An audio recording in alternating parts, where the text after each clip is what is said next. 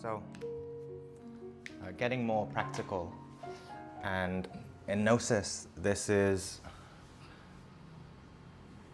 the first practice, and the practice that continues from moment to moment. Unlike meditation, pranayama, certain meditations, prayers, you set a time for that, right? I'll do it in the morning, do it midday, maybe 3 times a day or once a day if we're beginners. But self-observation is something that it's a sort of mindfulness, you could say, but we're not full of our mind. It's more full of our own awareness. So as we saw last week, we can't really do the more advanced practices. We can't also comprehend these teachings if we're not first observing, if we don't first have awareness, conscious awareness inside ourselves, which we'll study now. And it's quite like the Buddha. The Buddha is an amazing symbol of this. The Buddha sort of kept his teachings very simple, which is essentially, if you want to summarize his teachings, it's light, right? Light, awareness, right? Kind of symbolized here. Close your eyes and keep the internal sun or the internal candle lit, right? So there's self-observation, but also there is self-remembering. We'll see what that means. And these two aspects, self-observation and self-remembering, is very nicely synthesized and combined in the Key of Soul practice, which we'll see here. So self-observation simply means to pay attention, right? Pay attention to oneself, pay attention to ourselves. In the same way, we can pay attention to the flowers, right? We look, we give it attention. While we observe the flowers, you're listening to me a bit, maybe you're aware of your own feelings and thoughts, maybe, depending on how conscious you are, but we're giving attention, right? We direct that attention to the flowers. In the same way, in self-observation, we learn to pay attention internally to ourselves. Now, this is difficult in the beginning because we might think that we are paying attention to ourselves in a deep way, or in a way that we just think, oh, I know myself, right? I'm quite conscious of myself. But it's usually not the case. And self-observation, or this light, you could say, has different layers, right? You could say, for example, depending on who you are, right? I can't judge you. Depending on your level of consciousness, maybe you have a certain level of light. Maybe it's this shape, right? One layer. Maybe some of you have quite a big light. Maybe it's, 7 layers high. Right? Maybe some of you are Buddha in disguise, and you have a huge light that you're just aware of everything. But generally, we're not. We generally don't have that much light. And even when we self-observe, we use a particular ego or a certain unconscious part of ourselves to observe ourselves. For example, okay, I'm going to observe myself. Oh, I hate this part about me. That's not observation. We start talking. And so that's tied into, let's say, the unconscious part of religion too, which is self-condemning oneself, or trying to make yourself feel so bad, or you feel like a sinner, or something like that. So it means to pay attention to oneself. But what is the self? When we say self-observation, what is The self is the totality of what you are, what you're experiencing. Like, you might think, when we're all sat here now, we might think that we're all together in the same room having the same experience. But really, each one of us is having a totally different experience. A totally, radically different in terms of how we're feeling, how we're interpreting what's being said. You know, we're all having a totally different experience. It's like two people can be next to each other, and one person is on Earth, right? The other person could be just from a totally other planet, you know, having a totally different experience, right? You know, we have a few different cultures here, right? And we all come from our own conditioning, our own culture, our own worldview. But more specifically, what is the self? First, it's our consciousness, it's our awareness, right? But as we saw, right, there is the 97% ego, right, and 3% essence. So that consciousness is also mostly ego. So it's to be aware of our awareness in a way, right? Become aware of one's awareness. Be conscious of your own consciousness. But to do that, you also first have to be aware of the ego. You have to be aware of the unconscious parts of the psyche that are keeping the consciousness asleep. Right? So to be aware of awareness, you have to first be aware of the ego, the part of us that keeps the consciousness asleep. For example, when I look at these flowers, I'm not seeing the flowers. I'm seeing my interpretation of the flowers, right? We're all seeing different flowers, depending on how we understand the flowers, how we assume what the flowers are. That's like, you know, a little sort of ego. We're not awake. We're not seeing what is the true essence of a flower. Actually, flowers have profound and deep beauty, right? We're going to be attending these classes for many weeks, right? But you could just take one of these flowers and go home, and potentially, if you had the strength, if you had the light in your being, if it was your purpose, you could become enlightened. You wouldn't have to attend anymore, just by understanding a flower, right? That's what Jesus said, the Buddha said. Just look at a flower. There was a story of a student asking the Buddha, what is enlightenment, or what is this all about? The Buddha didn't say anything. He just held up a flower. For a different example, when we look at other people, right, do we actually know that person, or do we just know the idea of the person, right? We just think that's the person. So it's an example of that. When we use our awareness, we're not using the awareness. Our true being, our true nature is usually not using the awareness. It's very easy and it's very normal today that the ego uses it. So self-observation, to be aware of the consciousness, but more specifically, because in the beginning we are trying to awaken, we're becoming aware of the ego. And we're also being aware of the personality. The personality, remember, being the external expression of yourself. The personality is the externalized accumulation of your essence and also your ego. Right?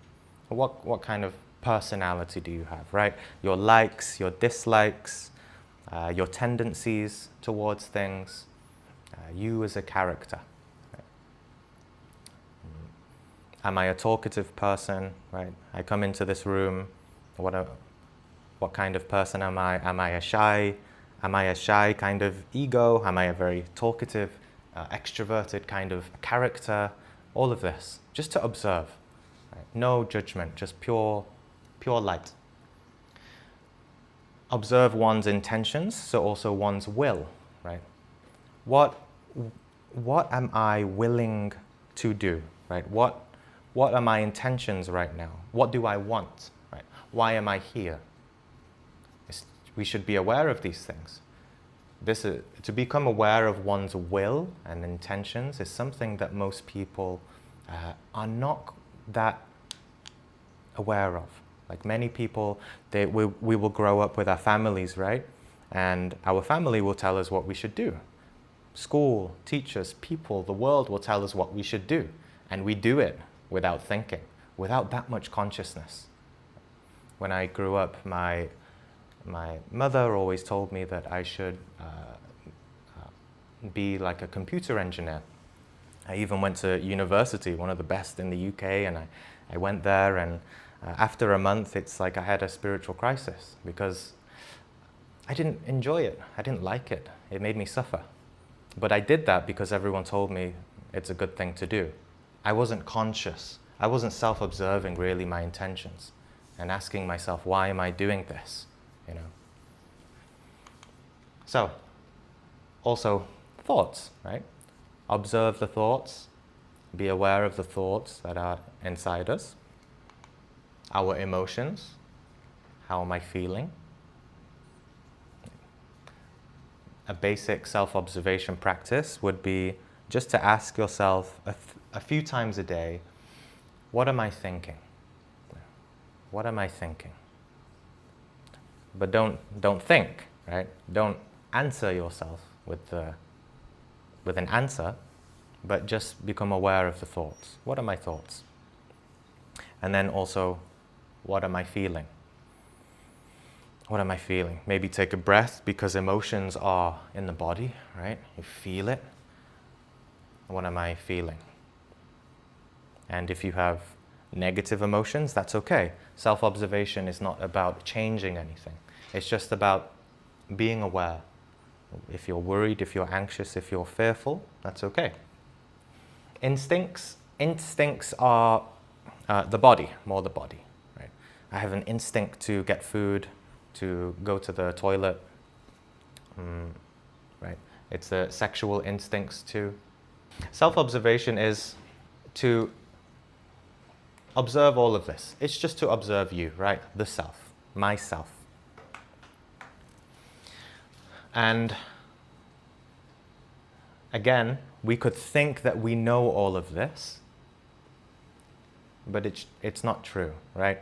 Remember the introductory class? The wisest person was the person who knew that he didn't know. He knew that he didn't know. Because you have to be willing to admit that you don't know in order to see. So, this is a quote by Master Samael. To know and observe are different things. For example, we're all sitting here in this room. But that doesn't mean we're observing. We're sitting here, but it doesn't mean we're observing. That can apply at just the most basic level. For example, maybe you didn't notice the fire alarm there.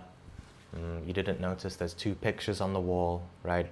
Just at a basic level, we have to be aware of where we are and not walk around asleep, right? To be really aware. And this goes really deep. It's really beneficial. It awakens so much. Our awareness, our imagination too. You have to have imagination to see, interpret, and understand in a deep way where we are. So, with practice, the best way to understand this is really with practice. I can speak a lot about all of this, but it's something that we can't understand intellectually. The key of soul is not something, and self-observation is something we can't understand with the intellect, with the mind. It can only be understood in the awareness, and the awareness is the thing that is most connected to the being, our inner divinity, our God nature, our being, right? Our true self, however you want to call it, Atman in Hindu philosophy. So another quote by Master Samael. I did send this Revolutionary Psychology PDF, if you would like to read it. We need attention intentionally directed towards the interior of our own selves. This is not passive attention. This is dynamic attention, which proceeds from the side of the observer, while thoughts and emotions belong to the side which is observed. So in the same way, we direct attention with our will. It takes effort.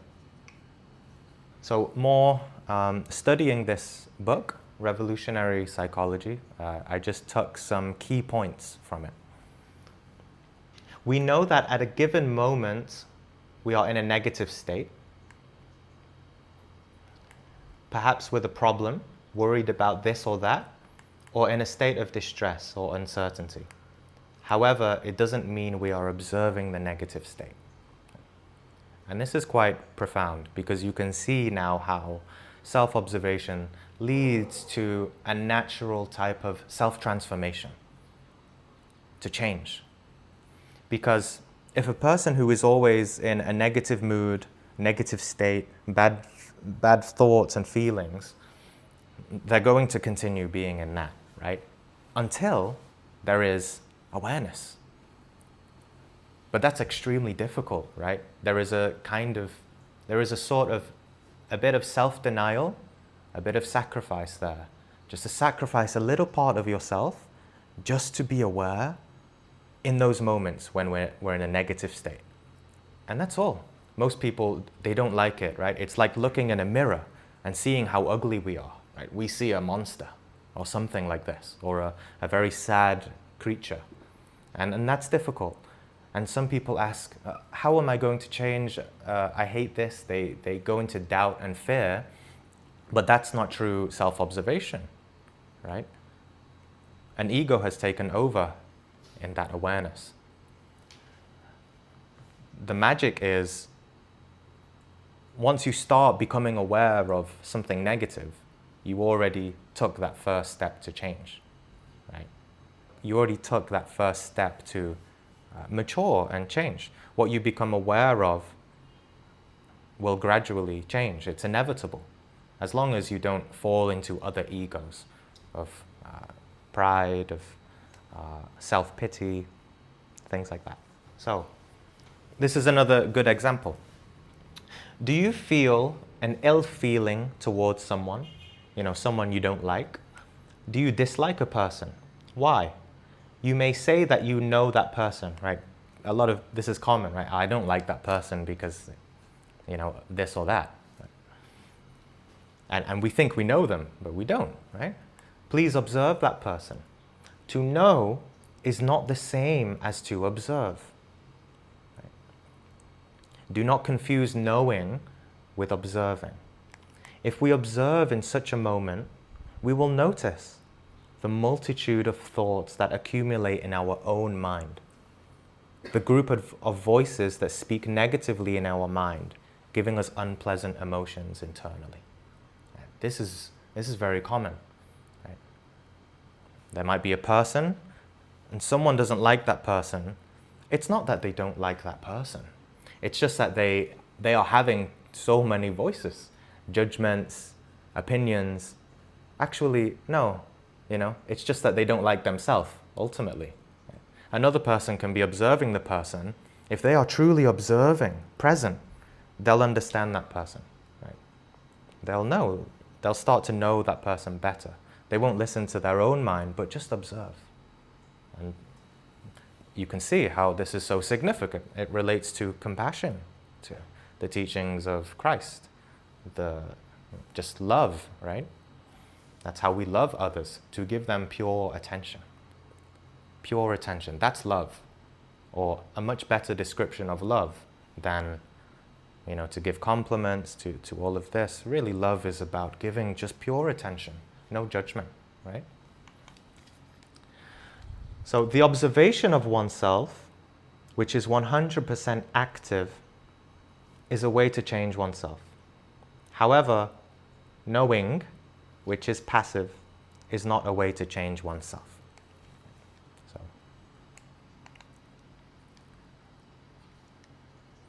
So I know certain things about me, myself, but all knowing all of that is not going to change so much, right? We did that exercise last week. Make a list of things you like about yourself, make a list of things you don't like about yourself, make a list of things you're doing to change. It doesn't make too much difference, but it will make a huge difference if we start to observe. We start to observe ourselves. So this comes to a very important part, which is self-remembering ourselves. So there is self-observation, and there is self-remembering.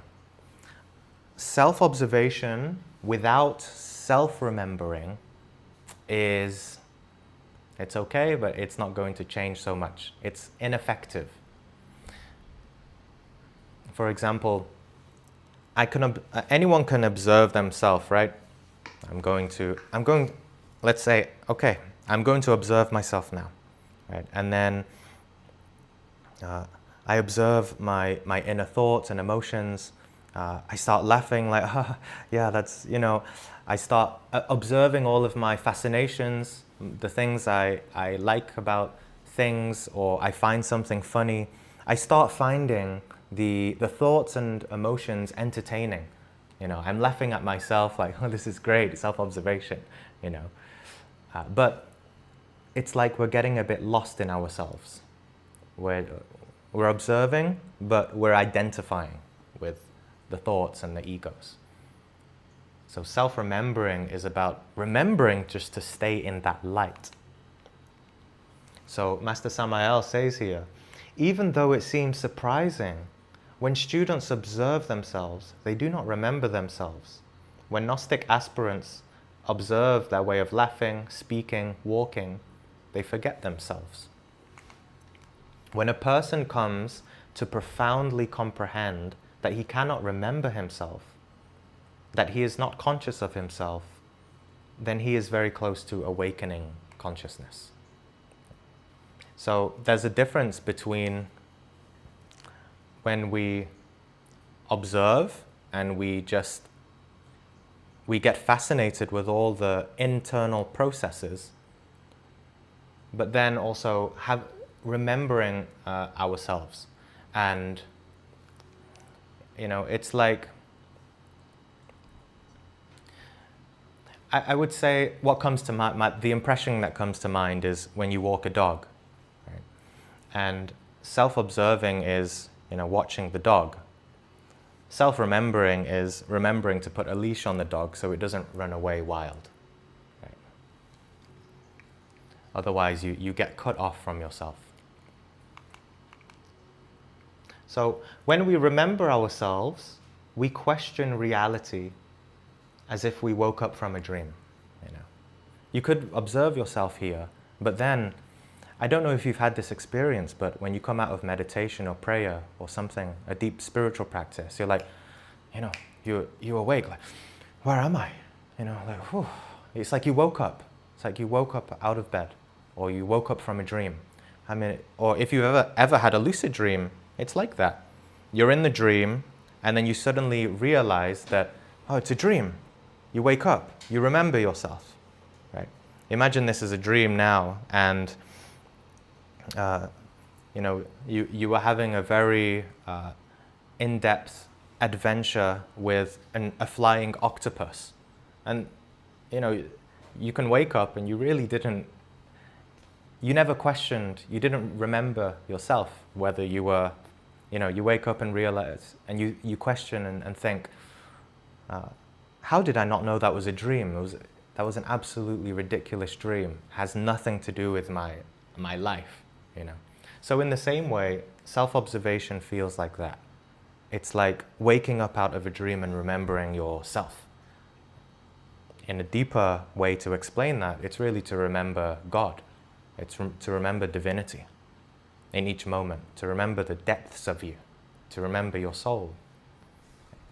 When someone goes through a lot of pain in life, some people, they just go to drugs, alcohol, clubs, right? Drink to forget themselves, to forget reality, right?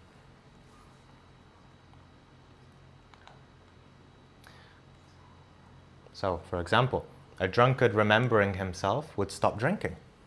Right? If someone is drinking and he realizes, what is he doing, he'll stop, right? A person in anger would stop being angry. A lustful person would stop acts of lust. A worrying person would stop worrying. So one becomes aware of all the internal processes of myself. The subconscious eyes. It's like we always have these layers of subconsciousness, these layers of ego, and they're always talking. But there's some moments for just ordinary people too, where they suddenly wake up, they realize something. But here, in this kind of group and in these practices, we're really working to, or striving towards having that from moment to moment, to be awake.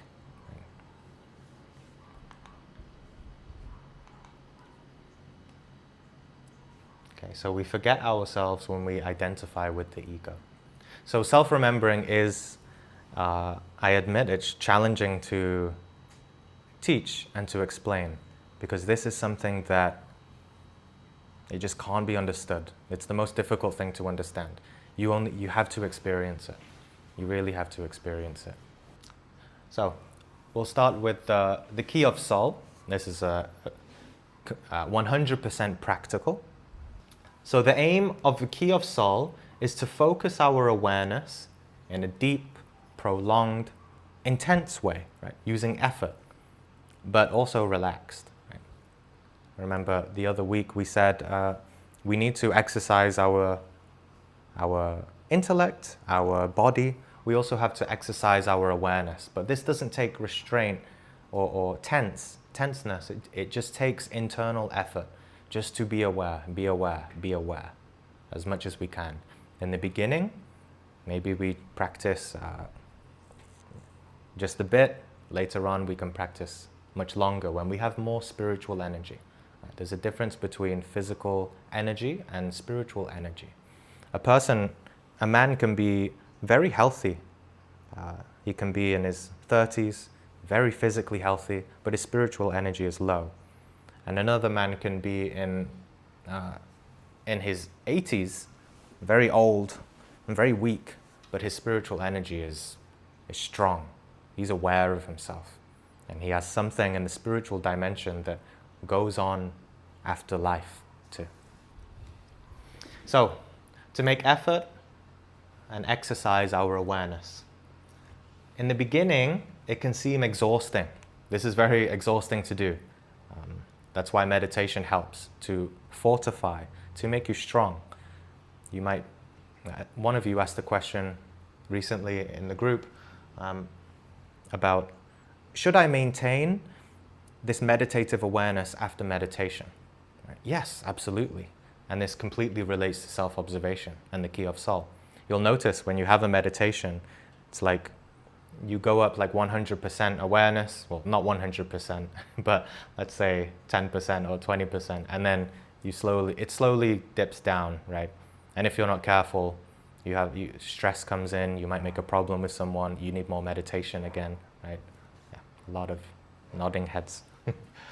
So it's exhausting in the beginning because we're just so used to having this 97% ego and 3% essence, right? 3% consciousness or essence.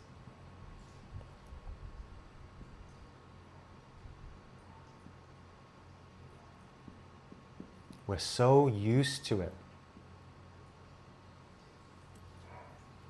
We're really used to living like this.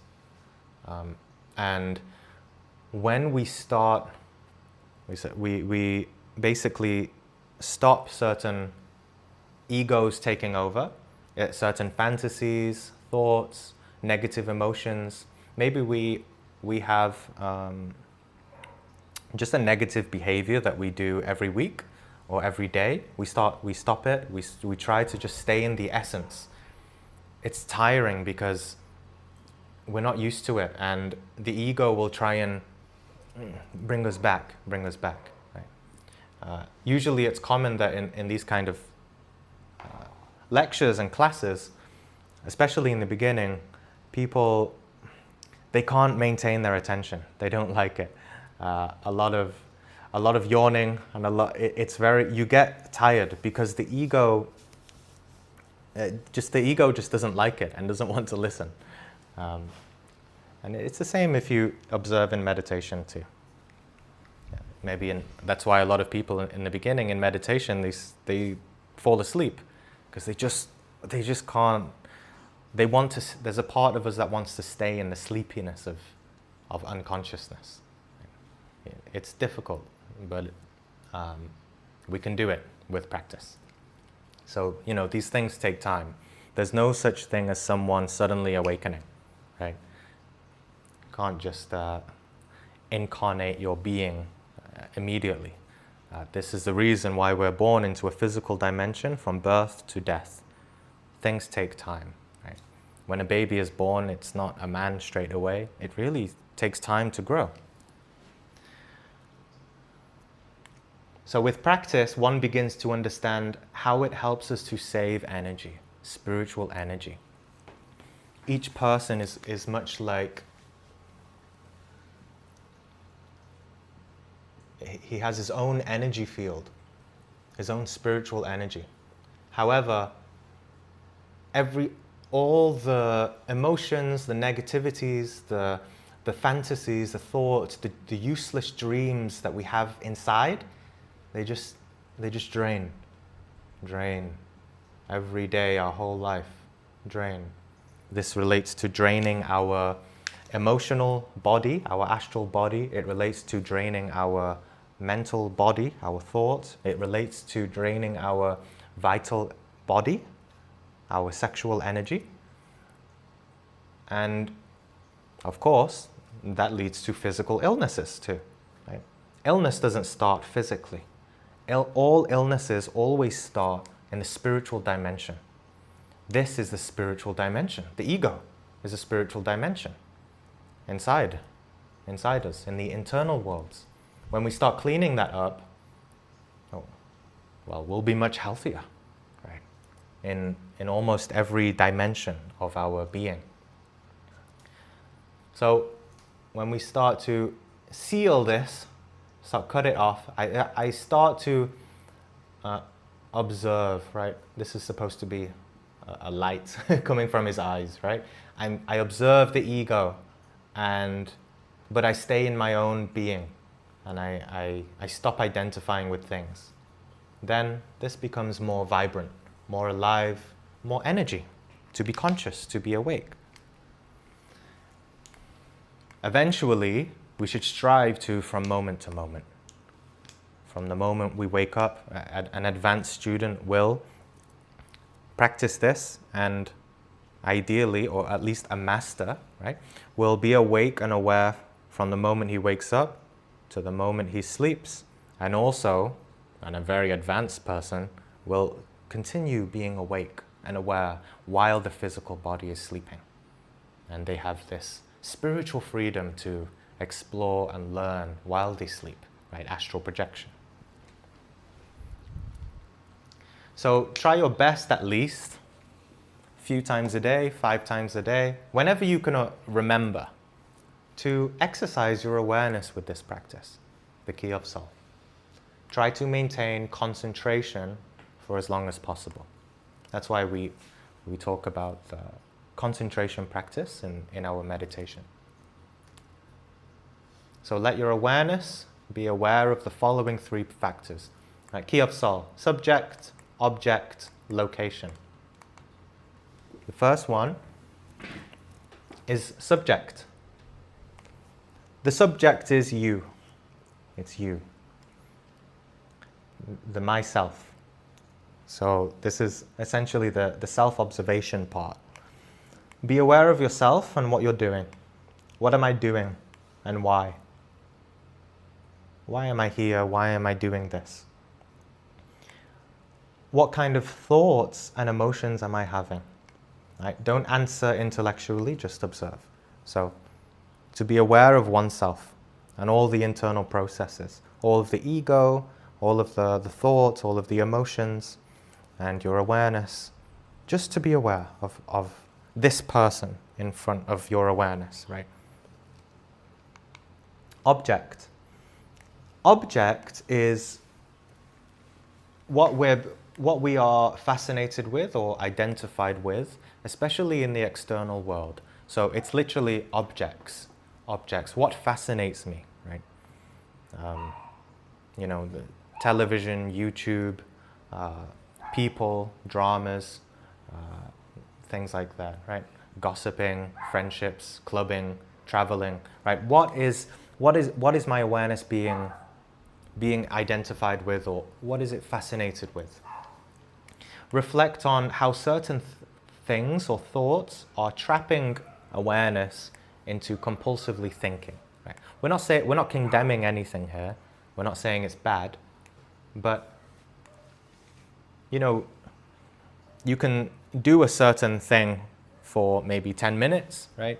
Let's say we're thinking about a place to visit, but then if we look for like 3 hours online and we start to get tired, it's like we fall asleep, right? So what is trapping your awareness into compulsively thinking about things? We spend hours looking at jewelry or technology, things to buy. We research about things all day, and we just lost. We lose that energy. So some questions are, what things in life are fascinating my attention? And try to rein it in a little bit. Maybe we have some worries, we have some doubts. There's no need to worry or doubt about things too much. Better to have energy, because if you have more spiritual energy, then you can have more opportunity to fix that doubt, to understand, to comprehend the thing inside that is making us unconscious, giving us negative emotions. What things in life are easily triggering emotional reactions because I'm identified with them? Right? Master Samael says that, because we talked a lot I think in all the classes about how to fix problems. Master Samael said, a problem stops becoming a problem when you stop identifying with it. It's no longer a problem because we made the problem in our head. Right? It might still be a problem, but the important thing is stop identifying with it. You have way more opportunity to fix it then. Right? And sometimes, actually, most of the time, it's not even a problem. We're just feeling pissed off. Right? We're just feeling a little off, right? The ego is just at play. We're just angry or something. But if we stop identifying with it, then, yeah. Location is where we are. Really, where are we? Are we conscious of where we are right now? Be aware of where you are and how you got to that place. Right? You all came here. Do you remember every detail of and all the direction of and what you saw on the way? Right? Really, do you remember everything that you went through to come here? Right? So we have to ask in a serious way, why am I here? How did I get here? Remind yourself that in dreams, we always go to different places unconsciously without any awareness at all.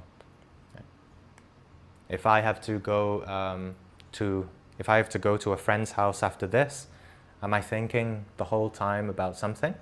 And I'm not aware of the journey that I take to go to my friend's house?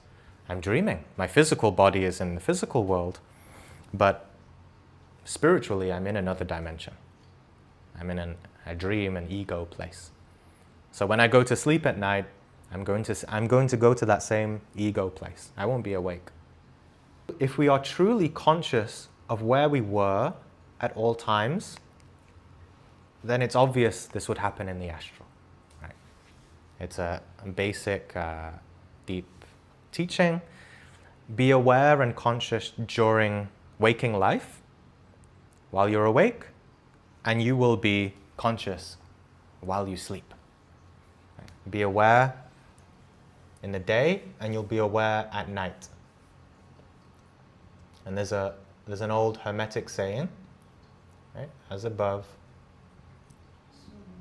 yeah, so below.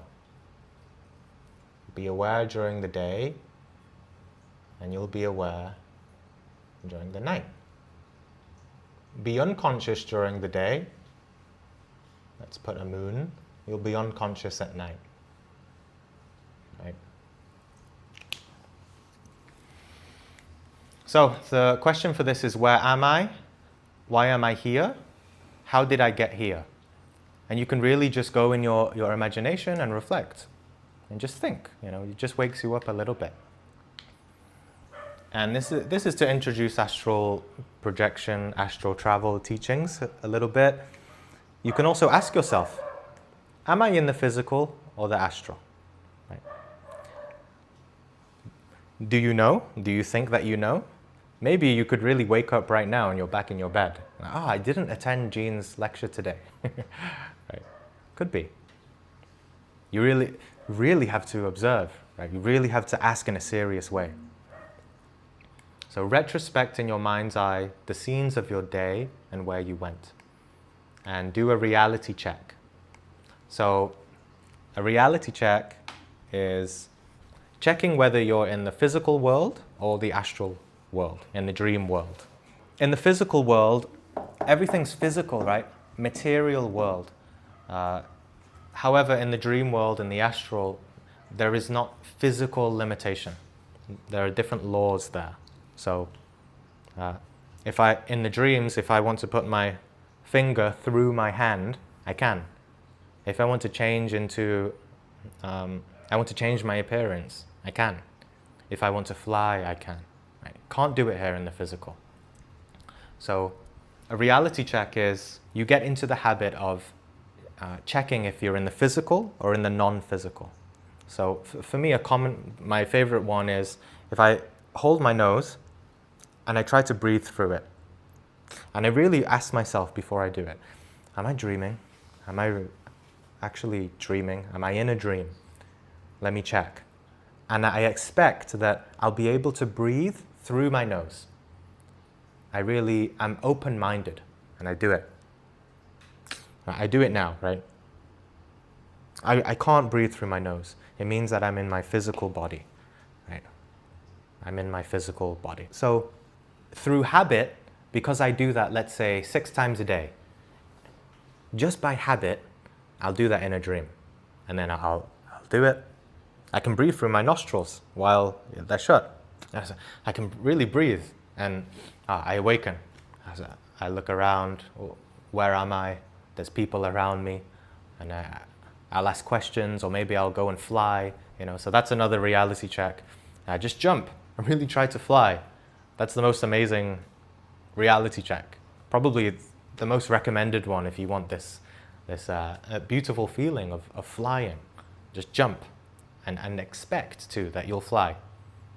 And if you do it enough times in the day, you'll do it at night. So the key of soul, it seems like a lot. I've just expanded and explained this in depth, but it's quite simple, really. Subject, be aware of yourself. Just be aware of yourself. Object, be aware of the things around you, your environment, the world, right? That we're in 2024. Elections are happening. Just be aware of the world that you're in and how much you're also identified with it too. Master Samael, he gives an example of when a woman walks down a street and she goes past a jewelry shop or clothes, maybe while she was walking down the street, she was completely aware and awake. But then she walks past the jewelry store or clothes, she sees a nice dress in the window, right? She says, wow, what a beautiful dress. Oh, I've just got to get that, right? And then she loses her practice. She starts to think all day about the dress that she really wants. And maybe at night she's going to dream of the dress, and so be aware of things that fascinate you. And location, be aware of where you are, how you got there. So the key of soul is to be aware of these three things simultaneously at the same time: subject, object, location. And you can do it now in your own, try to make some effort inside. Subject. And sometimes some people just say it. They take some time in their day to say it. Subject. Aware of my thoughts, emotions. Object. Aware of the things around us, right? I'll do it. For example, subject. I'm aware of, I have a lot of thoughts and things I want to get out and say to you. I'm feeling quite calm, a little bit excited, a little bit passionate, right? I'm aware of those feelings inside me as they play out. I'm trying my best not to be identified with it, I just observe it. Object. Okay, the things that fascinate me that are around me. I'm quite fascinated by you guys, right? I like to spend time with you. I'm also a bit fascinated with the screen. I also have some uneasy energy worrying about my wife and baby in the other room, right? I'm aware of these things inside me. So we have to be aware of these things. I'm not trying to change anything. I'm not trying to be perfect. I'm just being aware, right? And location. How did I get here? I just make a little effort to be aware of where I am, maybe what time it is, right? I woke up at like 9 or 10 o'clock because the baby kept me up, and I go through the things that I did in the day, and maybe what I did before I went to sleep too. Yeah. And also, if I'm conscious enough, what were my dreams last night too? So, subject, object, location. Okay? And in a simple way, or a kind of affirmation here, when you're struggling with this, because it's easy to do now, right? We're in a group, shared interests, we have passion for this kind of thing. But when we go out into the world, we're going to have challenges. It's going to be difficult to not identify with something. You can say, as an affirmation, I'm not this. If I have this worry, this doubt, excitement, fear, anxiety, anger, lust, I'm not this. Right? I'm not this. And there's a little bit of a taking back energy. I'm not this. Right? In a firm, self-assured way. I am not this. Samael, he gives it actually like this. I am not this. I am he. This is a more mystical way to say it. I am he. It's like an affirmation of one's own being, one's own inner father. I am he, I am he, I am he. I am not this, I am not this, I am not this. Right? And in stories of like saints or someone that they're in temptation, they'll usually do something like this, right? God, help me to be awake, help me to be aware. I'm not these things, I am not the vanities of the world. Help me to stay internal. Help me to reach the kingdom of consciousness within. Right? So, doing all of this, practicing this exercise of awareness in this way, it helps us to develop something called the spatial sense. Usually a person is very absorbed in their own emotions and thoughts and content of the life, right? That's why content is online content. It rules the world today because everyone loves content, right? Internally, we also love our own content, right? It's like some people here, they don't work so much, and because they're bored, they don't have something to do, so they like to have chismis, right? Chismis is Filipino saying for like gossip, or like it's a big saying. Not gossip, not always gossip, right? Just news about neighbors and people, right? We love content. So you can see these stars here in space as kind of all the content that we love. Right? We've all got our YouTube subscriptions and interests that we like, and all our personal likings and everything. That's fine. It's all part of our personality. We all have the right to choose the content of our life, internally and externally. The important thing is the spatial sense. To be aware of all of these things and not jump from content to content, from thought to thought, to fascination to fascination. What will I do? I did this thing today, what will I do tomorrow? Spatial sense. To have internal space. To have, you could think of it as space or also that light, right? The light of consciousness. To be aware. And the spatial sense develops our multidimensional sense, multidimensional understanding of ourselves. When we start to understand life and ourselves multidimensionally, we don't argue with others anymore because we understand where they come from. Some people talk from an emotional way, intellectual way, but when you understand that life is multidimensional, you just see the greater whole of things, and you don't get identified too much with them. Multidimensional, what I mean by that is the diagram we saw last week, right? Which is the different dimensions. There's a physical dimension, right? Physical dimension, then the fifth dimension, right? The astral. So there's different dimensions internally. Physical, astral, and mental. These are different dimensions of life, right? We're all here in the physical world, but we can't hear each other's thoughts.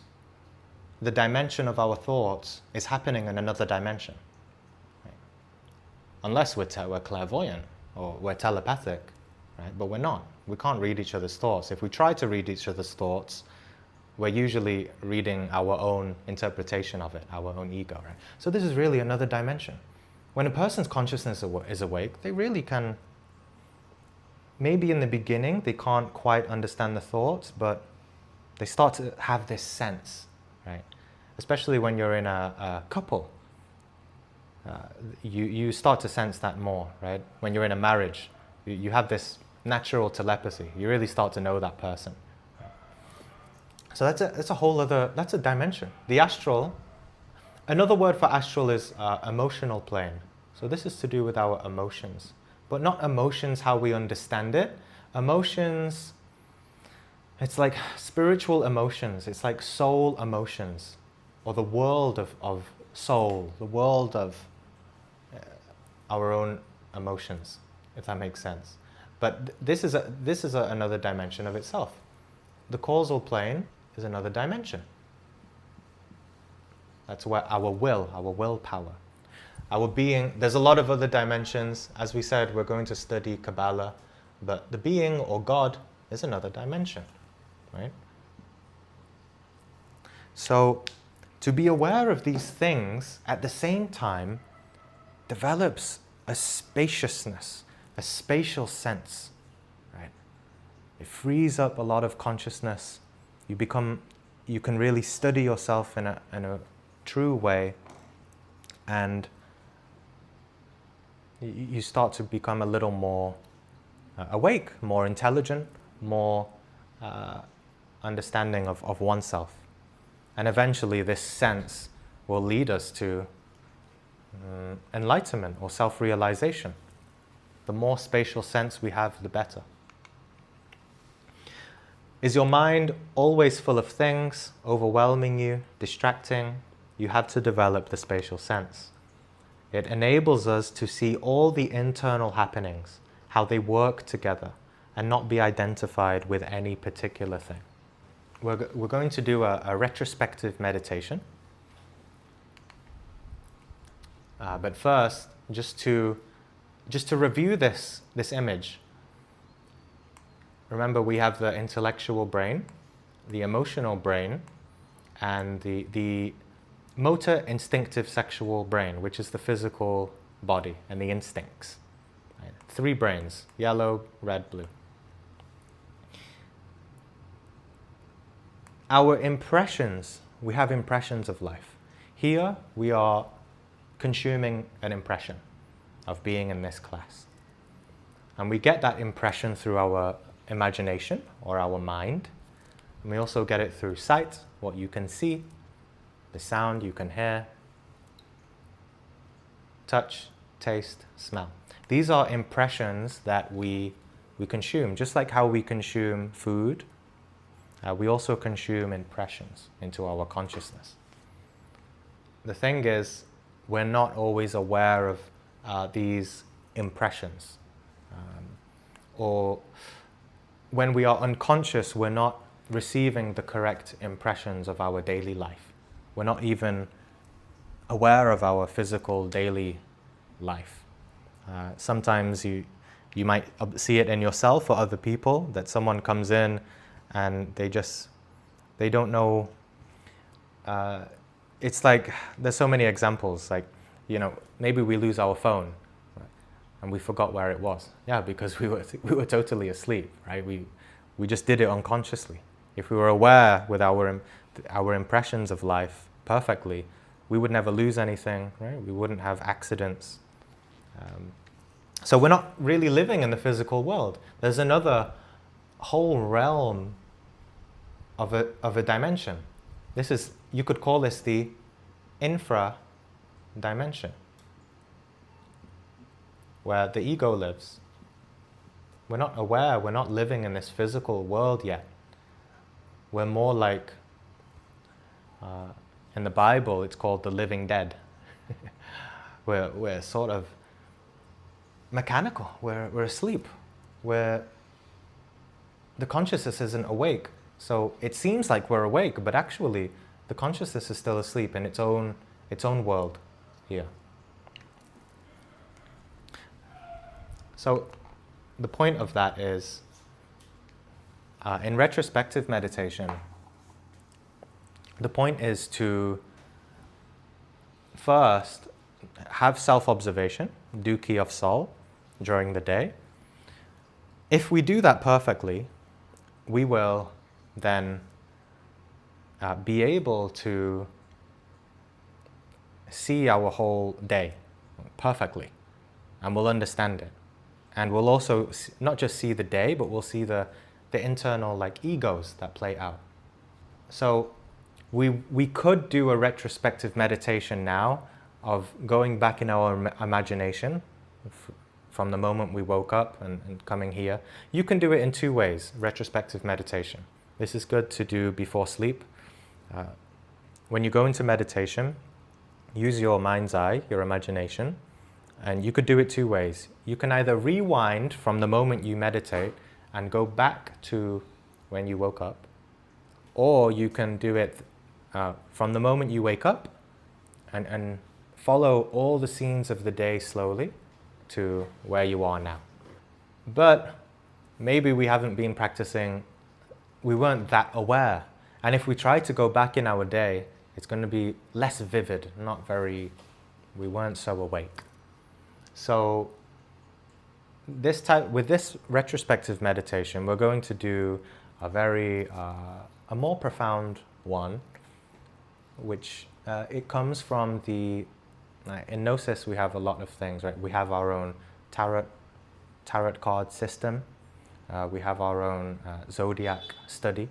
This comes from the zodiac study of the sign of Cancer. because astrologically the sign of Cancer is to do with our own home, how we feel, who we are within ourselves.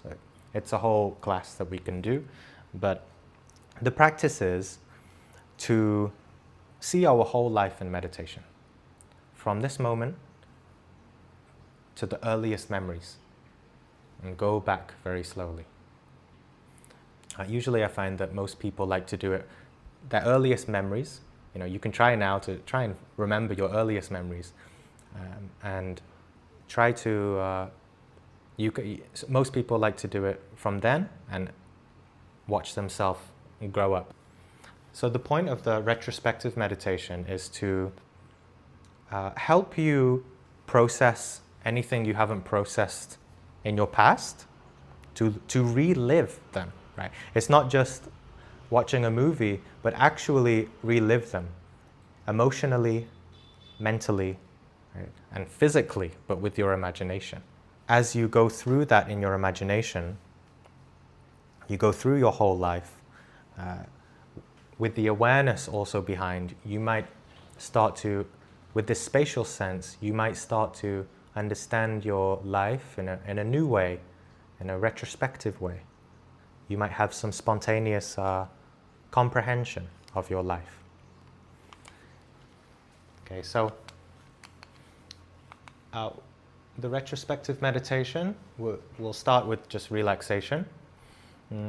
We'll do pranayama. So as we saw in the last class, we still have a class on sexual transmutation, alchemy, sexual alchemy, but we talked about pranayama, right?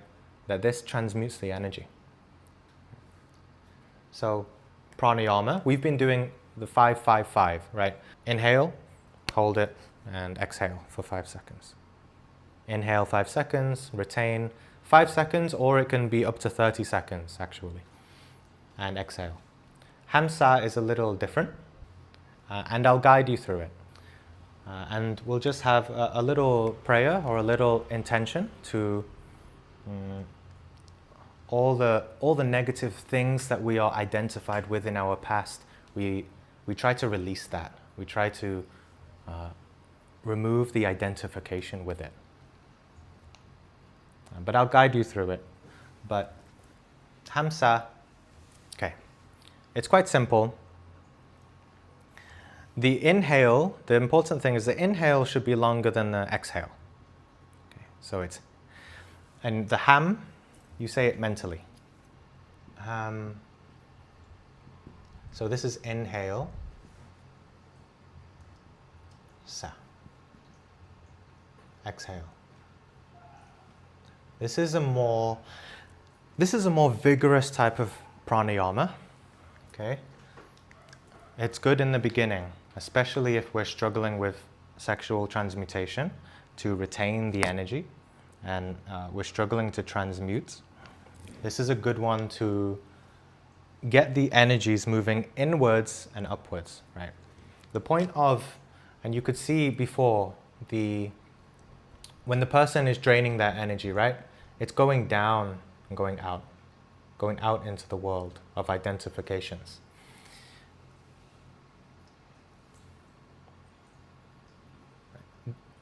The point of sexual transmutation is to get the energy going upwards, right? Going inwards and upwards, not down and out, right? So when we are leaking our energy, right? Leaking our energy, emotionally, mentally, but also sexually, right? Physically. So we want to change this direction. When our consciousness is going out, down and out into the world, this is a type of fornication. Even if it's not, when we say fornication, I'm not talking sexually, right? Fornication in the sense that we just let all our consciousness out into the world and create chaos. So transmutation is about bringing this energy back inside and stop living in the external world. So HAM SA. So this is quite a powerful practice. Personally, I don't do this so much anymore, but I did in the beginning, and it helped me a lot. Sometimes I do. I prefer the more calm practice of just inhale, retain, and exhale. But this is a really powerful practice. When you inhale, this is mental. And this one, let's say it's semi-vocal. Right? Because with mantras, for example, you asked about Om. Right? You can do Om mentally, right? I'm doing it now mentally. Or you can do it vocally. Om, Om. So with HAM, you're doing it mentally. Basically because you can't do it physically while you're inhaling. So you can do the sound like this a little bit. Right? But you should breathe through your nose. I'm saying HAM as I inhale. Okay? And then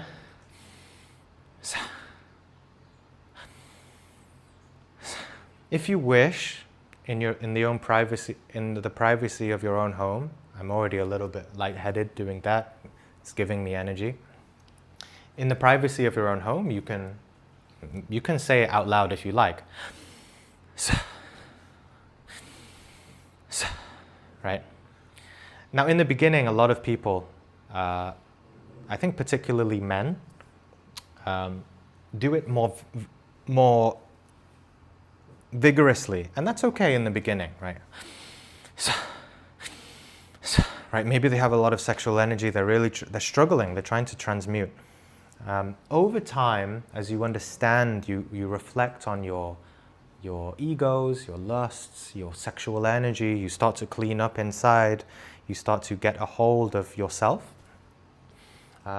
It's really better to do this in a relaxed way. Pranayama should be done mostly in a relaxed way. So, to demonstrate.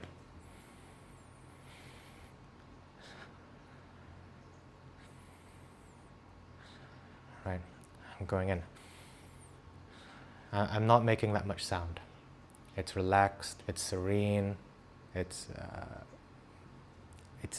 ecstatic. It should be blissful, right? We should keep our mind pure when we do that, because we're polarizing our sexual energy. Right? We're programming it to the way in which we breathe and how our mind, our emotions are focused in that moment. So we should be, it's like we're in prayer, right? We should really have a pure mind. Right? It's like if a person goes to have sex and they do it in a really lustful way, right? They're doing lots of fetishes, so maybe, having, in the most extreme example, right? Having an orgy, something like this, so something yawa, as Visayat would say, it means devil.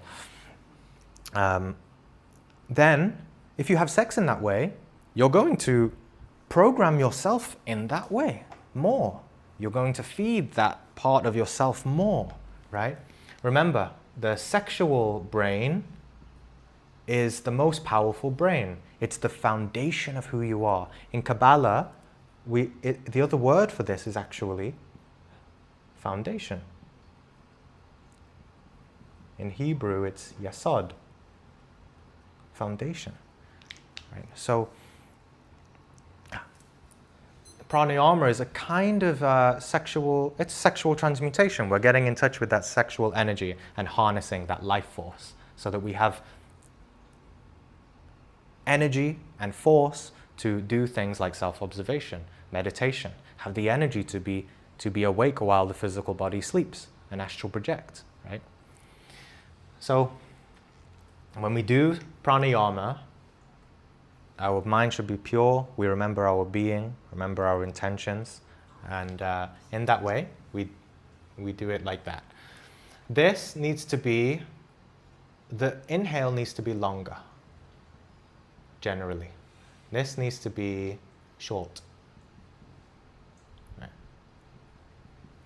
Because when we inhale, we start to concentrate ourselves with prana. Where do we get energy from, right? When a baby's born, it doesn't eat anything. The first energy it takes is oxygen, prana, life force. So, ham, sa. So, the ham should be longer. Right. And then it's concentrating the energy, the prana inside. Now, just exhale a little bit. Okay. And when you breathe, this is something to practice. It might take time for some of you.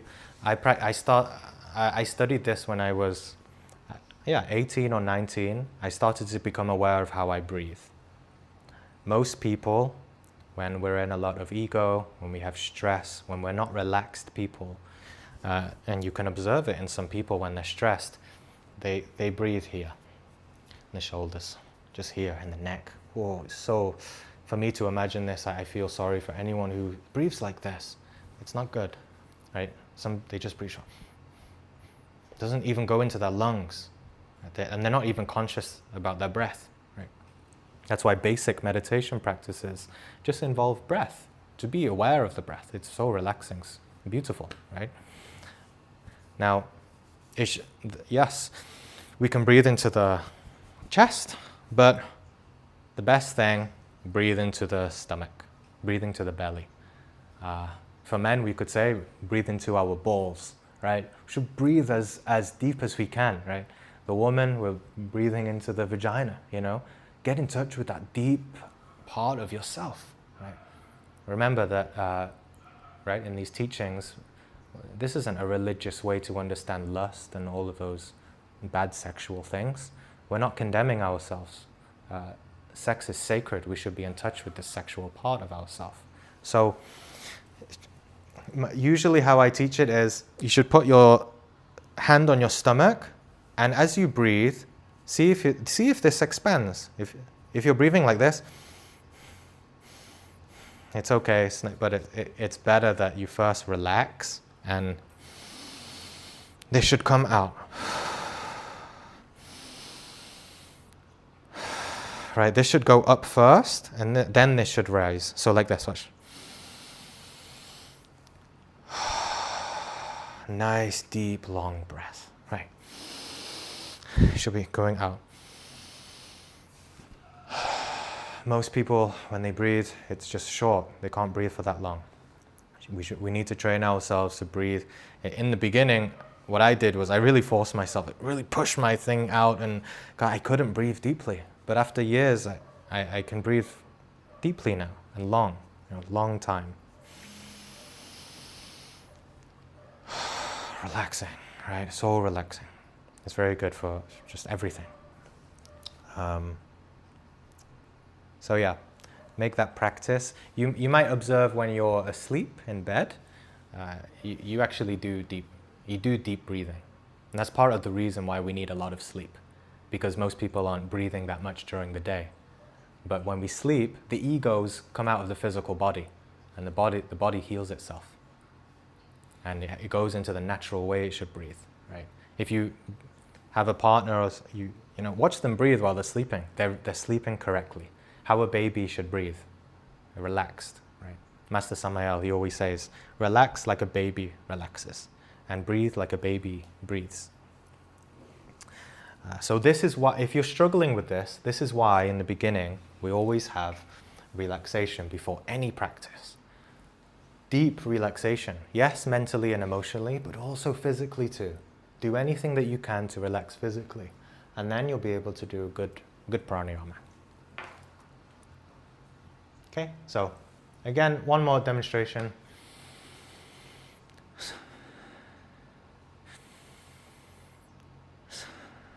Okay, and since we're in a group meditation, we try not to distract other people too much. So try not to be, too loud, like doing it so violently. Just pleasantly, and we'll just do that for some time.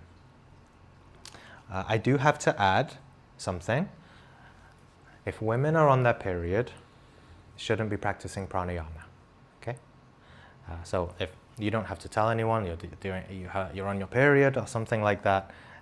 And also when a woman is buntis, pregnant, shouldn't be doing it too. You just do, if I'm instructing you, or usually, right, we're not doing guided meditations in the long run. So we're just in the beginning of classes, so I'm instructing. But yeah, you just continue relaxing. The best, when a woman is on her period or is pregnant, she should just do relaxation. Just relaxation, meditation, self-observation. So you can do all of that, but not the pranayama. Because to sort of explain that, a woman's body goes through something very divine when she has an egg. An egg is a very sacred thing that can create life. She has a lot of prana. Too much, you could say. Too much. When it comes time to release that, right, the egg is sort of going up, the energy. But when it's time to release that egg, then actually the energy is going down and out. That's why stereotypically women are moody or have, moods and negative things during their cycle. So it's not a negative thing. You could say it's more like a purification. And it's also a great opportunity for the woman to face her own egos. That's why, again, women are a little bit more spiritually responsible, we could say, in a way. Because men, we don't have this opportunity we're not forced to face our egos. We have this kind of freedom in a way. We have other bad challenges like sexual temptations, things like that. So that's already a thing that we have to observe. But for women, they have this thing every month where they get this opportunity to observe what egos arise during the menstruation. And also pregnancy is also, all of those fluids and things in the body. It's not, she's accumulating energy for a baby, and then the baby goes out. The energy goes down and out. Same with the blood of menstruation. Okay? So, yes. Okay. Any questions before we do a meditation? Something stuck out to me. One of the quotes from Samael that he said, if a drunkard self-remembered, he would stop drinking. I do work with addicts and therapy, and I'm wondering what you think how trauma plays into this, because as I've learned it, anyone with an addiction, like if you were an alcoholic, for example, it would be more of a coping mechanism for pain. Yeah. And so would the self-remembering be more facing the pain versus trying to cover it up? Yeah. When they have to heal, right, or process something, they're taught self-observation, right, or encouraged to observe, to face themselves, all the egos, right? But that's challenging. Self-remembering is more about, it's in the most spiritual way, it's like the inner God awakens, the true self, the part of themselves that knows that they shouldn't be doing this. The thing is, when it's like someone when they have addiction and trauma, it's so hard to unbottle, to liberate that essence from all the traumas, all of the past. It's so hard for them not to identify with it, to stop seeing themselves, to stop being absorbed in the story of all the pain. Mentally, also emotionally, there's a very strong negative charge, right? So they need force, they need power to get out of that. Right? There's Glorian has I know that they send these Gnostic books to prisons, right? And I think there's a very good reason for that, right? Because when we're in so much suffering, as you can see, this takes a lot of force and motivation to undertake these teachings. And it has the sexual teachings too. And when a person really decides to walk the path and change, and they transmute their energy, they start to have this power to step back, observe, and if they observe enough, hopefully, through whatever way, they start to get in touch with the true self, their true nature, their inner being, inner Christ, God, whatever you want to call that. First is the spatial sense, right? But then really feel at home in that consciousness. I don't know if that answers the question, but the short answer is it's so difficult to, when you're suffering so much like that, it's hard to move into the self-remembrance, to go back into the consciousness. Because even if they try, there's a labyrinth, right, of a whole thing that, even from what I've observed, even when they start to heal a little bit, oh yeah, I get that. But then there's a whole other, room of, in the astral there's so many rooms and mazes and more doors of pain, and they're uncovering so much, that's why like therapy, communicating, all of that, it takes time to really get a sense of your own individuality, right? Your essence, the essence, and not all the ego. If they can just start to latch onto that essence a little bit, and believe in that, and understand that the past actions is just a sort of, their essence was just a victim of all of the traumas and conditioning, then they might have a chance, to change. Does that? Yeah. Yeah.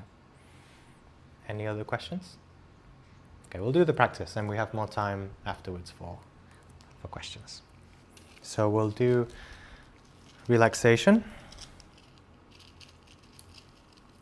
Again, the relaxation, it can be intuitive.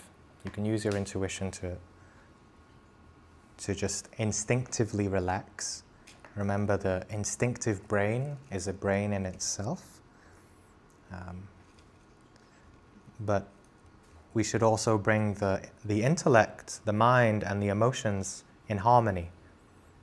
So it's very powerful to use visualization, visualizing a light, a white light, or golden light, if you like, entering the feet, relaxing the whole body up to the head slowly. And then I'll guide you with the pranayama. We'll do that for not so long. It can be a little intense if you're not used to it.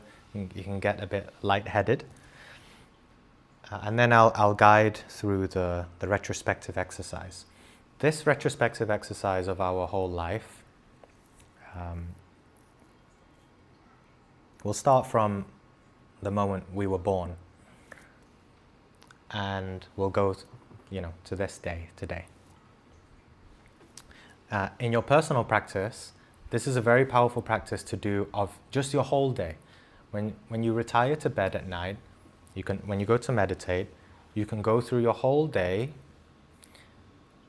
from the moment you wake up and to the moment you slept, you go to sleep in bed.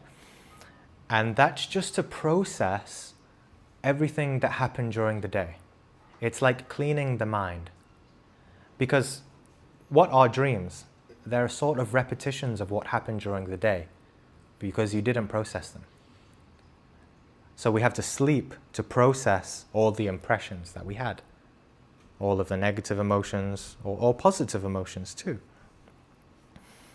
But if we go in meditation and actually process all of those things during the day, all of the impressions, then we have more spaciousness at night.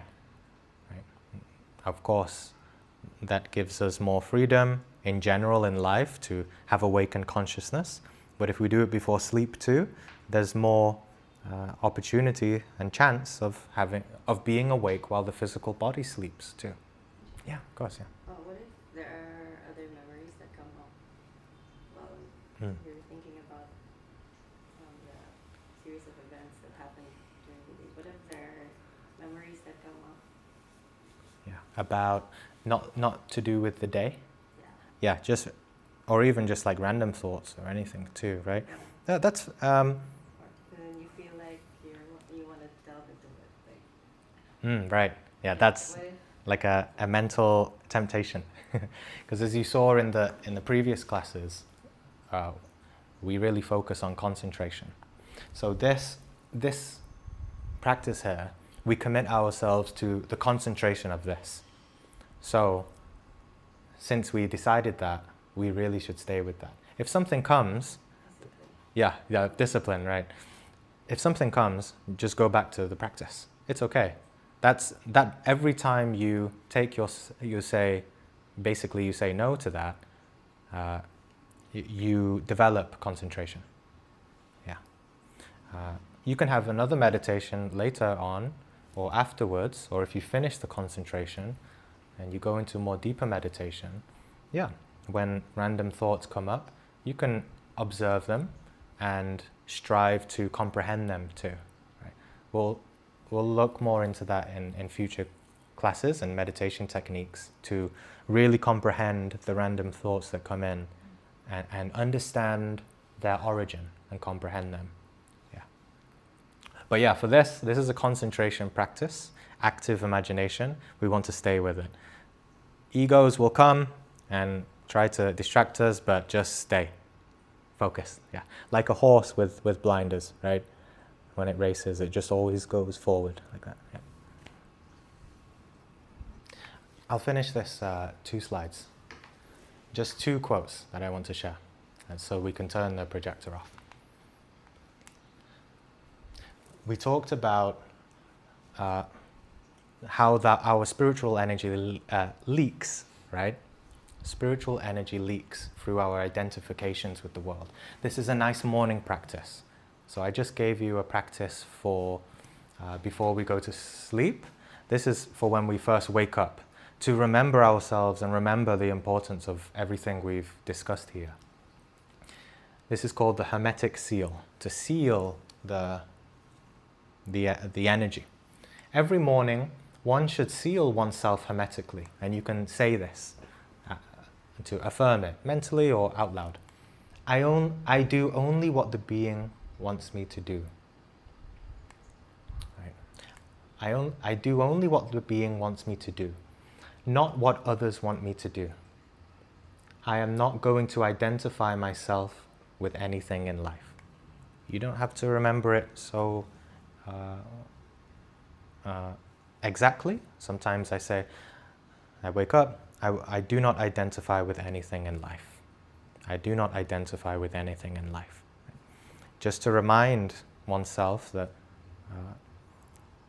not to just, pick up your phone and just live life in an unconscious way, right? To stay in one's own being. And the other part, I only do what the being wants me to do. I don't do what others tell me to do. Right? That doesn't mean we're being like a negative rebel and we're saying no to people. But often, and I think this is especially with Filipino culture, we always say yes, right? It's a very serving culture, right? And people always want us to do something, right? Maybe someone calls us, hey, you want to go to the club? Okay, let's go, It's like that. It's okay. Maybe your being does want you to go to the club for some kind of reason, to explore something. I don't know. We're not judging anything. But the point is, we just do what the world tells us to do all the time, instead of what we want to do as an individual, deep in our essence, our soul. What do you want to do today in your life? And it doesn't mean we need to make plans. It's just from moment to moment, I'm in touch with my conscious will. I'm in touch with not just doing things unconsciously in life. Right? I do what the being wants me to do. I feel what the being wants me to feel. Today, am I going to spend my day with negative emotions? Or am I going to, if I get in touch with my conscience, what does it say that how I should feel today? And how should I spend my energy today? Right? Okay. And this one, last one. Again, revolutionary psychology. The PDF is in the group chat. Many times before falling asleep, at the precise instant of transition between vigil and sleep, we feel within our mind different voices that talk to each other. Maybe you'll notice this when you go to sleep. Yeah, right? The moment between being awake and being asleep, you sense a lot of dreams and motions and voices talking. Those are the different eyes, the different egos, right? Egos are not just the very bad sins or something, they're just voices, right? Those are the different eyes that must, in such moments, right, break all connection with the different centers of our body, so as to then submerge themselves in the molecular world within the fifth dimension, right? This means, as I've said in the other class, every time we sleep, the consciousness comes out of the body, right? We go into the fifth dimension, the astral world. However, when we sleep, we can sense those voices starting to activate and say, I want to rule, I want to be in that astral world and have the dreams, and I want to choose what kind of dream we're going to have tonight, and it's like that. So if you combine this with such self-observation, if you just have a part of yourself that is aware while sleeping, you can observe this and make some effort to be awake more. And you might notice in your dream state, in the astral world, you'll have a lot more awareness. Maybe at first it's just awareness of dreams, but that's profound already. Then later you start to become aware in the dream. You start to see, you start to have your free will inside the dream. Later, you can be awake in the astral, and the dream will dissolve. I had an experience, for example, one of my first experiences when this happened, I was in a dream. I look around, I'm in this car park, and there were trees, there were gates, there was a building behind me, and I became aware in the dream, and I became aware of me dreaming the dream. I became so aware that I could stop the dream, and I saw everything dissolve, and the whole dream fell away. And I was still in the astral, so I'm in the objective astral world because I'm no longer dreaming. My consciousness is out of my body, but I'm not dreaming. Right? Yeah. In the same way here, I could be daydreaming about something, but if I wake up and stop dreaming, then, well, you have to experiment for yourself, right? If you ever have a lucid dream, try to sense that you are the thinker of the dream, and then you can stop it. But it comes with time. But first is to become aware of the dreams. And in a way, just becoming aware of dreams is more important than astral projection, because that's an opportunity for us to really understand our particular soul. That's the best thing. And I always encourage people to share your dreams with me if you want better help, because I can help you understand the dreams. I can reflect some reflections to you to consider, because then you start to get your own self-knowledge. Right? We can study dreams, but when you study your own dreams, it's a lot more influential, it's more motivating, because you get in touch with your dream world. Yeah. After the concentration of visualization, we'll just have 5 minutes or so just to ourselves, just in silent meditation. And then I'll ring the bell 3 times. 3 times when we start, 3 times when we end, and once for the transition. So, yeah. When relaxation is finished, I'll just do it once, and then we go into pranayama. I'll probably do the pranayama a bit louder than I usually would to help you to model to demonstrate the breath.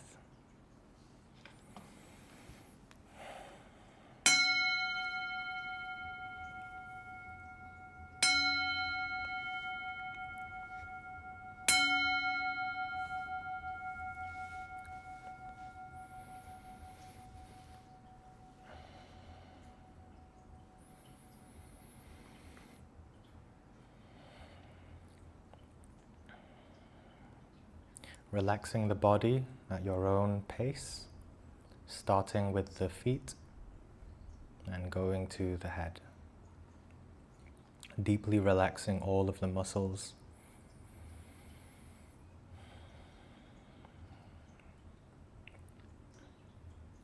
You can just use your awareness, or you can combine it with visualization too.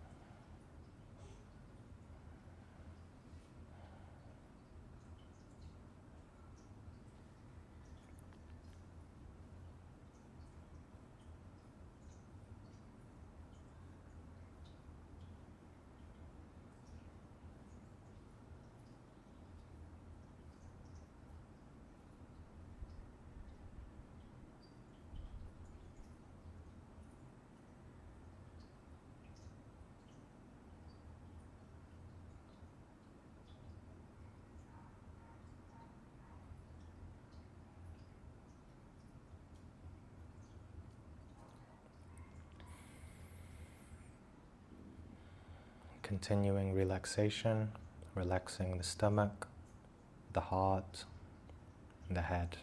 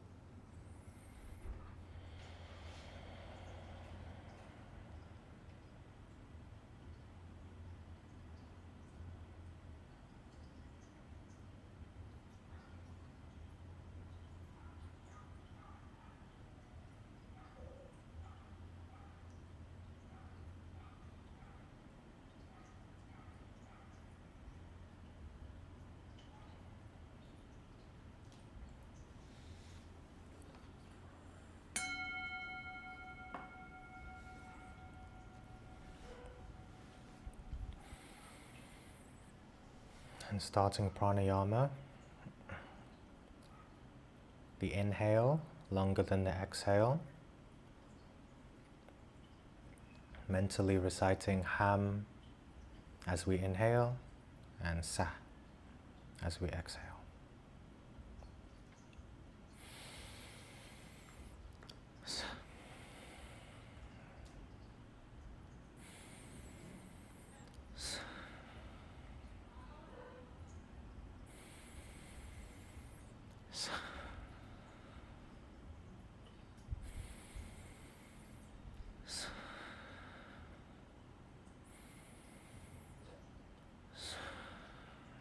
keeping the whole body relaxed as we continue, as you continue. Keeping the mind pure as you breathe.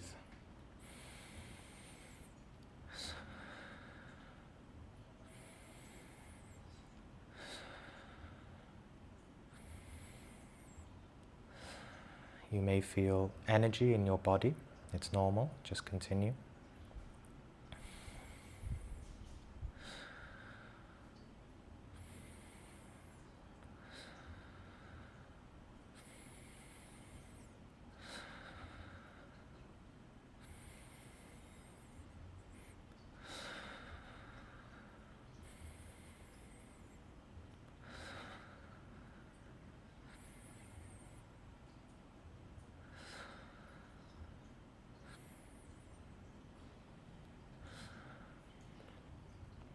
When you inhale ham, wait 2 seconds, 1 or 2 seconds before sa. Just retain a little bit. Inhale, retain just 1 or 2 seconds. Sa. Sa. Sa.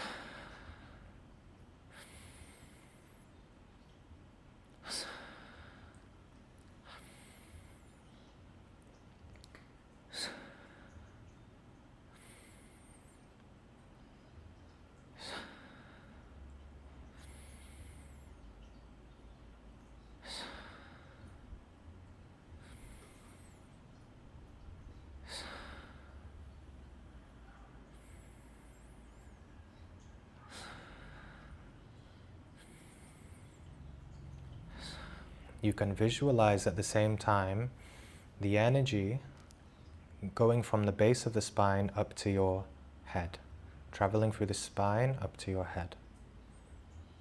It can come to the front and go down into the heart.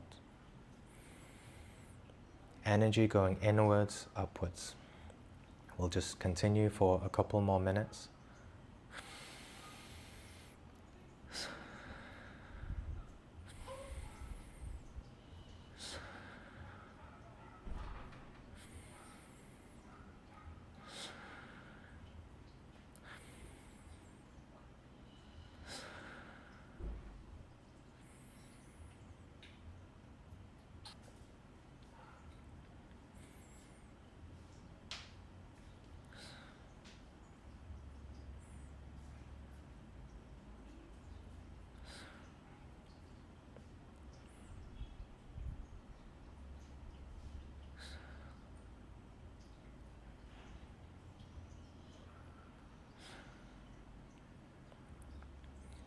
Gradually let the breath go more relaxed as we finish. Slower, gentle, relaxed.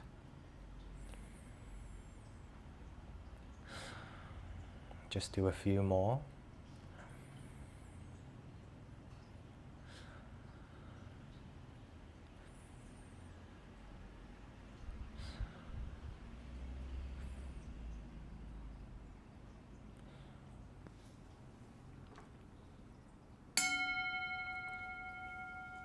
Let the body breathe naturally, let go of the breath.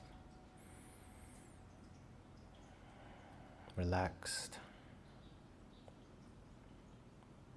at ease.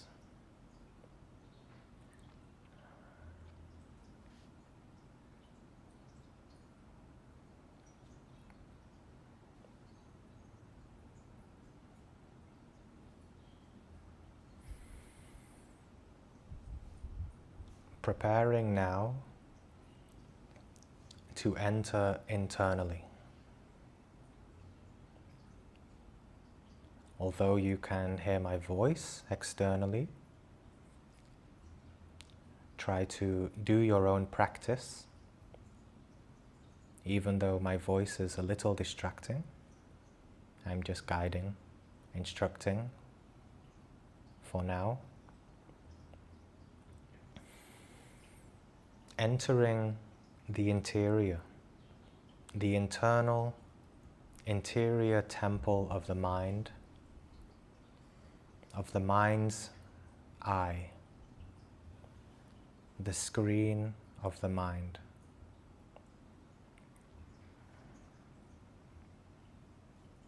Traveling backwards, deep into our memories,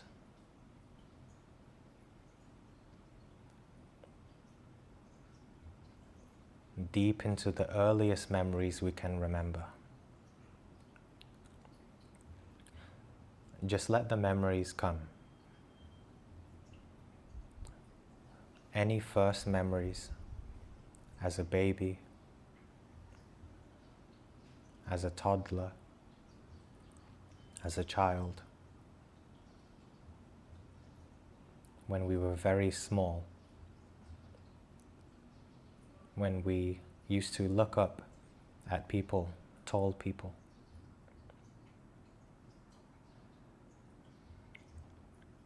Remembering the house we used to live in.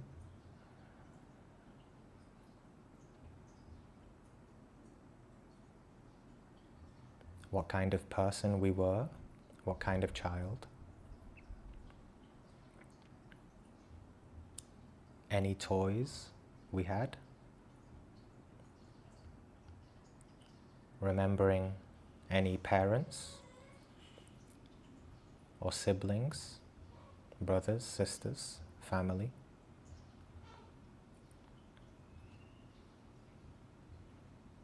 Let those impressions come back.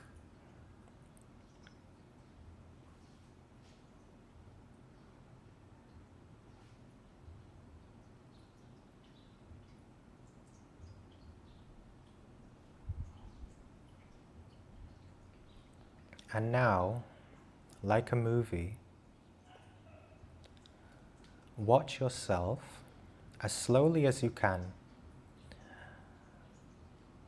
watching all the most relevant life events as you grew up. Try to go through each year and each major event of your life.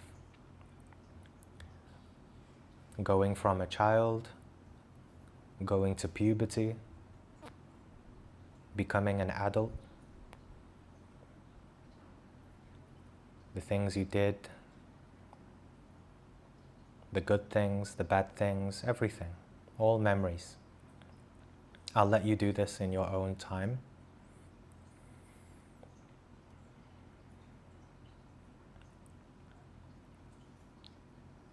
So, watch your whole life from your birth to where you are now.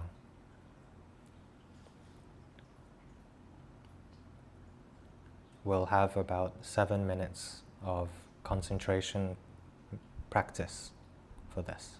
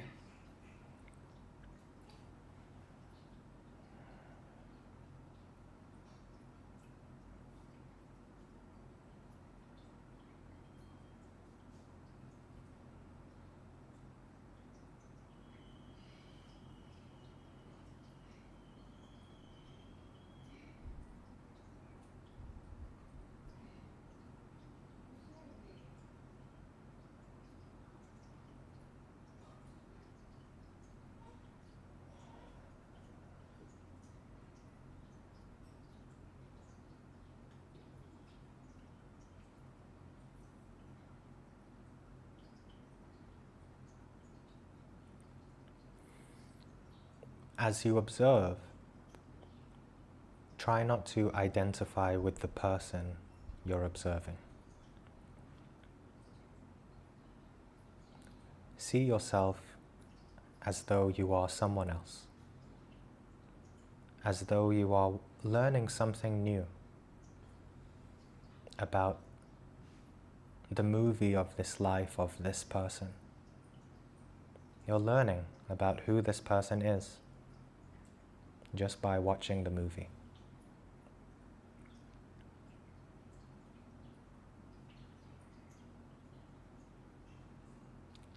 strong emotions may come up, interesting thoughts. Just try to stay with continuing the concentration.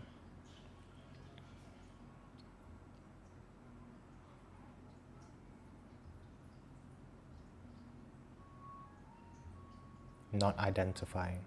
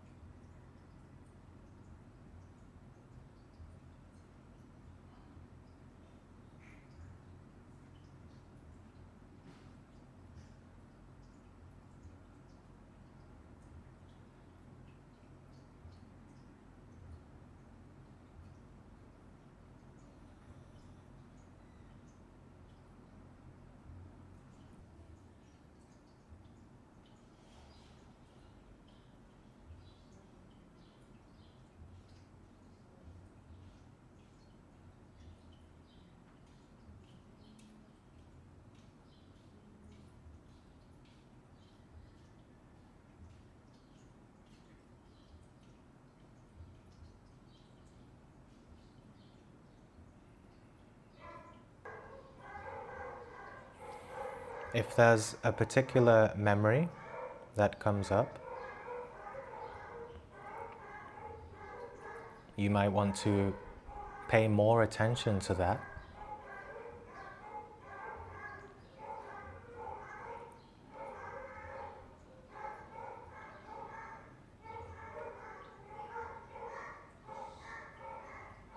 There's a reason it might be difficult to observe that particular memory. There might be something to learn.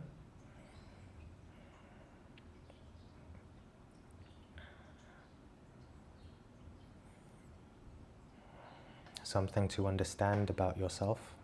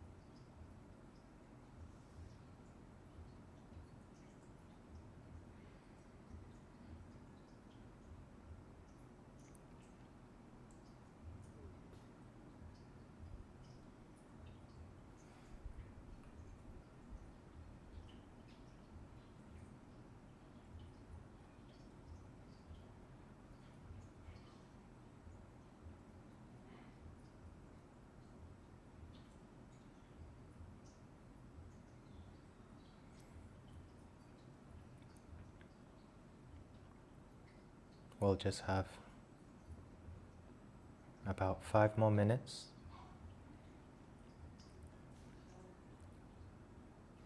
Staying with the concentration, trying not to get pulled to too many thoughts, and just continue on to the next memories.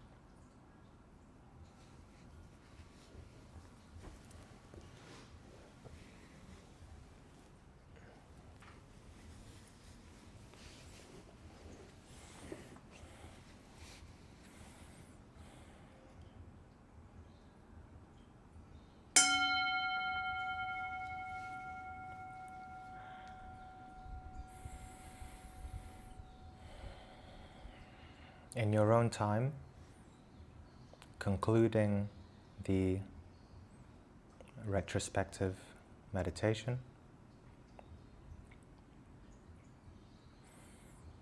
and just going into general meditation, enjoying the spaciousness of your own being,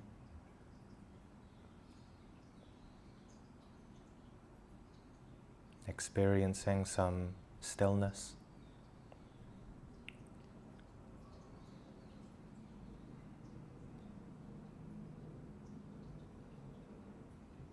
feeling centered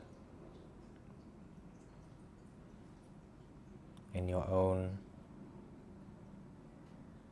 being and spaciousness.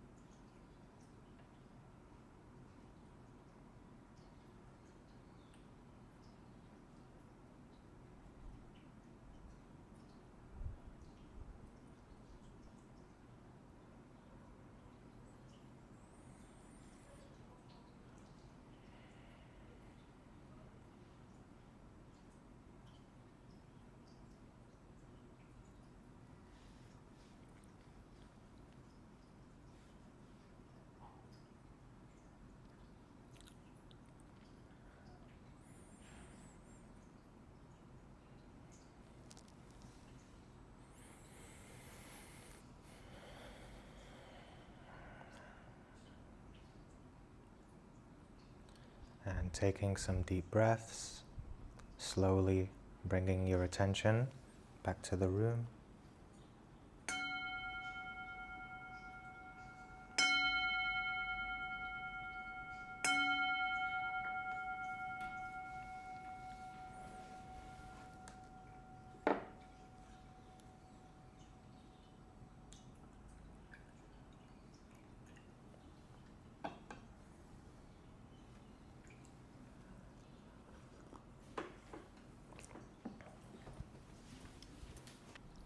How was that? Any? I didn't get past middle school. Hmm? I didn't get past middle school. Right. Yeah. Yeah. Just mostly just to show you the practice. Yeah. It can actually take a long time. It's good that you did it in your own time. Yeah, that's really how we should do it.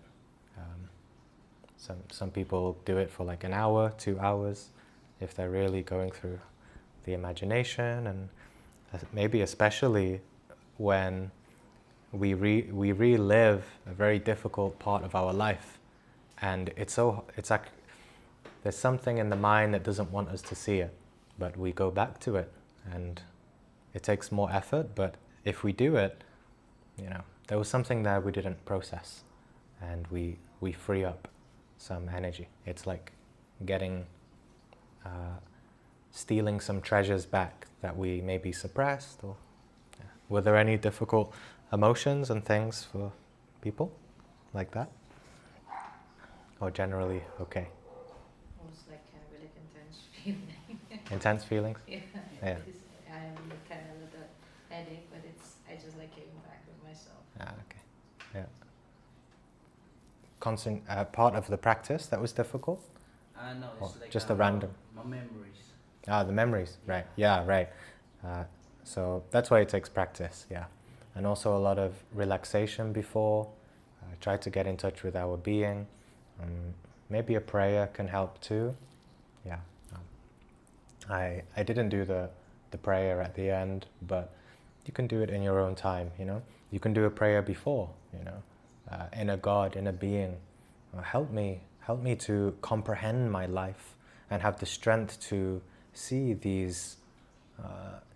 see all of the trauma of my past and process it, right? And then also once you've done that, you can do another prayer if you wish at the end, right? Just from your heart. Help me to understand, help me to understand these difficult memories that I have and process them and understand them and comprehend them. Because it takes time also to comprehend certain memories or trauma or ego, right? There's a general teaching in Gnosis that when you see a particular ego, maybe ego of fear, anger, anything, jealousy, then we should commit to maybe 1, 2, or 3 egos at a time. So let's say I have an ego of jealousy and also anger. I choose to work on those 2. So then you make the commitment, I'm going to observe them now in my life. Even if it happens and plays out, I can't control it yet, I'm going to observe it. And then, over time, the general teaching is usually could take around 2 months to constantly work on that ego. And as you're observing, you'll also comprehend it too, especially if you do retrospect. For example, if you have a bout of anger, okay, you were hopefully we were observing a bit. Later on, when you've calmed down and relaxed, go into meditation and retrospect what happened with the anger. Retrospect relive it again. What did you feel beforehand? What happened? What triggered it? What events happened that made it worse, right? And as you keep retrospecting, you keep not identifying, you strive to comprehend and really understand the cause of it, you start to learn slowly and slowly. And eventually, through self-knowledge, through knowing it and understanding it, it will go. You'll start to change gradually, slowly. Yeah. Why would people want to do that? It's like keeping us distracted to discover our own essence. Yeah. It relates to what we talked about before, right? Everyone loves content, right? And when people are already so cut off from the essence, and from their being. And God, right, and divinity, they look to, you know, other things that they might think is divinity, like, you know, a great model of a human being, right? And it's like false idols, right? And saying that, you know, it's like worshipping these, you know, celebrities and things like that. It's mostly unconscious. Of course, there are people that know that it's bad and do it anyway, and make that sort of unconsciousness in the world. I think my simple answer, at least from me, is it's an external reflection of our internal state. That we give too much energy to the external, and people are, or humanity at least not people here who are interested in more deeper things, but generally people in humanity are very lost, and they don't know the truth, and they don't know how to be, what is good or how to be good. They're not in touch with their own individuality, and so they just give them their own energy to celebrities, or kind of. Some people are more susceptible, like people who in their puberty stage.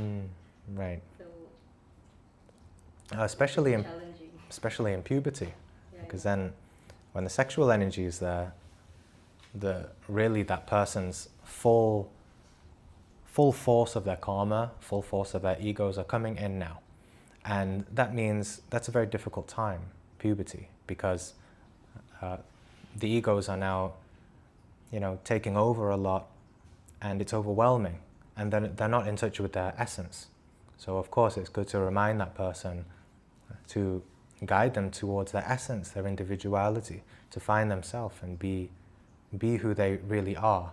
But of course in their desperation, they don't know, and they're experimenting too, and they celebrities and the online world and TV and media is an easy temptation, or to fall into kind of identifying with, you know, they're trying to look for a role model, right? When the real role model should be their own being. But it's difficult to, you know, encourage someone to go that way inside instead of outside, and yeah.